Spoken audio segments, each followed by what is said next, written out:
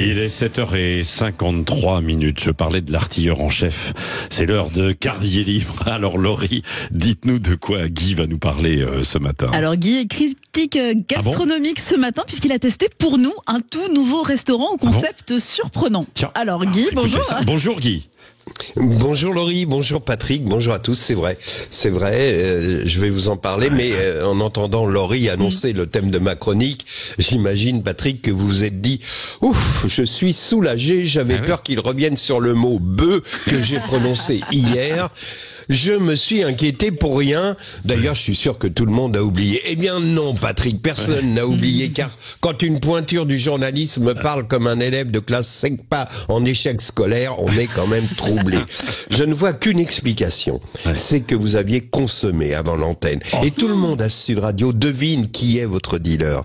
Car il n'y a qu'une seule personne qui, lorsqu'on la croise dans les couloirs de la radio, demande « T'en veux ?» Celle qui vous glisse à l'oreille « J'ai reçu du Libanais torsadé de première. » Non, je ne dirai pas son nom, car qui sommes-nous pour juger Arlette Chabot? De la même façon, Patrick Roger, que les politiques disent « Imagine-t-on le général de Gaulle faire telle chose ?» Je vous demande, imagine-t-on Léon Zitrone demander à un auditeur « Vous fumez de la bœuf ?» Non, tout fout le camp. C'est l'inversion des valeurs.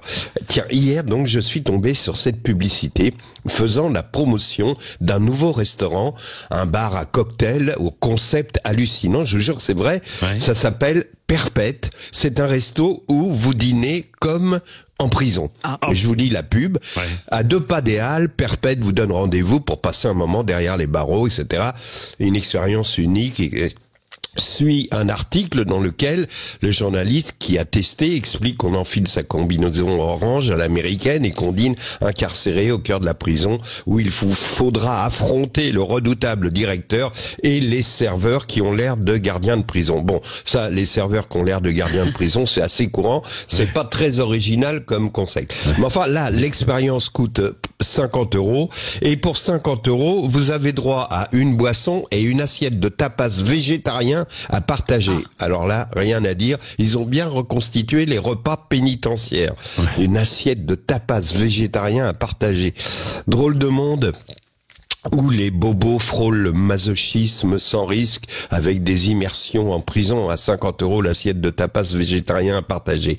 La publicité précise qu'il y a des attractions, mais non, pas la nature de ces attractions. On ne sait pas si à la fin du repas on doit prendre une douche, laisser tomber sa savonnette. Enfin bon, finalement, c'est pas c'est une bonne idée, ces restaurants immersifs, dans des situations les plus désagréables qui soient. Par exemple, imaginez un resto qui s'appellerait au congrès du PS. Vous seriez accueillis par Cambadélis, Moscovici, Montebourg, Michel Sapin, Marisol Touraine, et l'addition serait présentée par Jérôme Cahuzac, ce dernier cumulant 2 emplois, puisqu'il officie également au resto en immersion pénitentiaire.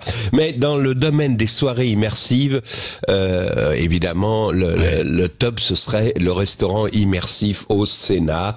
Début du repas, en amuse-gueule, une petite ligne de coke. Puis, pendant le repas auquel Gérard Larcher se fait un point d'honneur à partager avec vous, on diffuse la fameuse sextape où l'on voit une sénatrice en porte-jartel et où même les huissiers sont conviés. Enfin bref. Et à la fin du repas, Gérard Larcher fait un triomphe avec un paix de camionneurs polonais. En attendant, ce matin, vous qui m'écoutez, vous allez partir en immersion dans la solitude de la voiture ou d'un bus, personne ne vous parle, et vous vous dites que finalement, ce qu'il y a de bien en prison, c'est le parloir.